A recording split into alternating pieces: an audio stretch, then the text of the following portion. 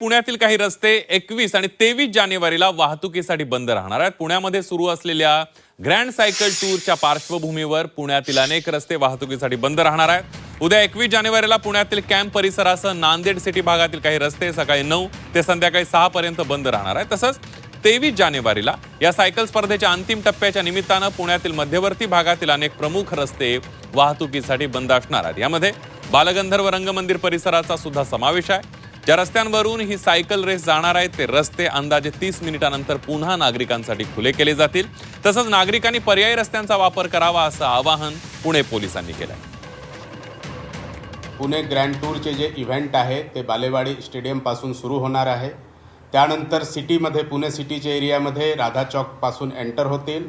त्यानंतर राधा चौकनंतर युनिव्हर्सिटी चौकनंतर राजीव गांधी सेतूवरून परत युनिव्हर्सिटी चौक आणि अशा प्रकारचे सिटीचे डिफरंट भागमध्ये ते दिवशी जे आहे से सायकलिस्टचे रॅली जाणार आहे.